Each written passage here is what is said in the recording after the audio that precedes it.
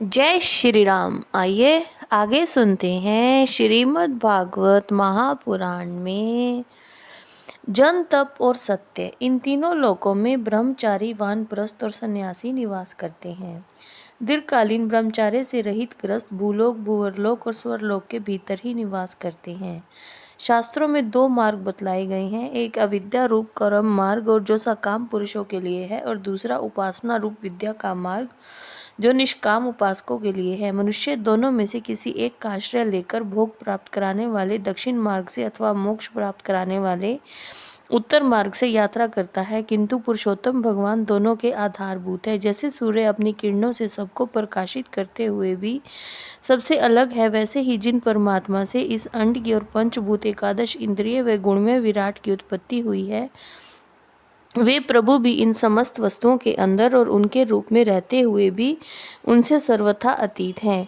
जिस समय इस विराट पुरुष के नाभि कमल से मेरा जन्म हुआ, उस समय इस पुरुष के अंगों के अतिरिक्त मुझे और कोई यज्ञ की सामग्री नहीं मिली।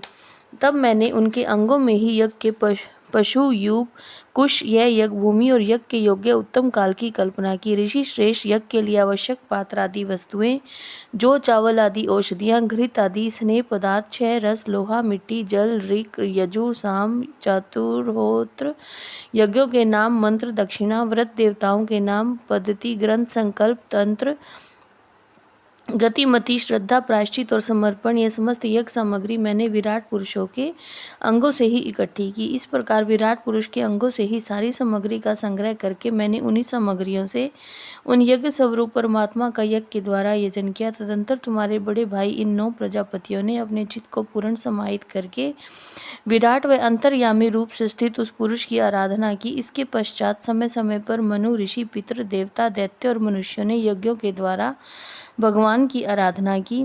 नारद, यह संपूर्ण विश्व उन्हीं भगवान नारायण में स्थित है, जो स्वयं तो प्राकृतिक गुणों से रहित है, परंतु सृष्टि के आरंभ में माया के द्वारा बहुत से गुण ग्रहण कर लेते हैं। उन्हीं की प्रेरणा से मैं इस संसार की रचना करता हूँ। उन्हीं के अधीन होकर रुद्र इसका संहार करते हैं, और वे स्वयं भी विष्णु के रूप से इसका पालन करते हैं, क्योंकि उन्होंने सत्व, रज और तम की 3 शक्तियाँ स्वीकार कर रखी हैं। बेटा, जो कुछ तुमने पूछा था उसका उत्तर मैंने तुम्हें दे दिया। भाव या अभाव, कार्य या कारण के रूप में ऐसी कोई भी वस्तु नहीं है जो भगवान से भिन्न हो। प्यारे नारद, मैं प्रेम पूर्ण व उत्कंठित हृदय से भगवान के स्मरण में मगन रहता हूँ। इसी से मेरी वाणी कभी असत्य होती नहीं दिखती, मेरा मन कभी असत्य संकल्प नहीं करता, और मेरी इंद्रियां भी कभी मर्यादा का उल्लंघन करके कुमार्ग में नहीं जाती। मैं वेद मूर्ति हूँ, मेरा जीवन तपस्या में है।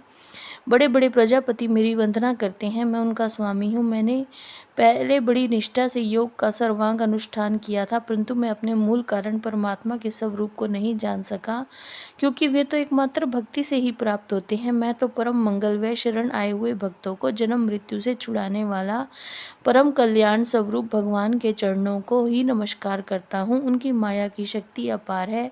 जैसे आकाश अपने अंत को नहीं जानता, वैसे ही वे अपनी महिमा का विस्तार नहीं जानते। ऐसी स्थिति में उससे तो उसका पार पा ही कैसे सकते हैं।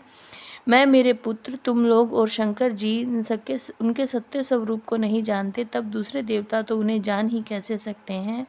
हम सब इस प्रकार मोहित हो रहे हैं, उनकी माया के द्वारा रचे हुए जगत को भी ठीक ठाक नहीं समझ सकते, अपनी अपनी बुद्धि के अनुसार ही अटकलें लगाते हैं। जय श्री राम।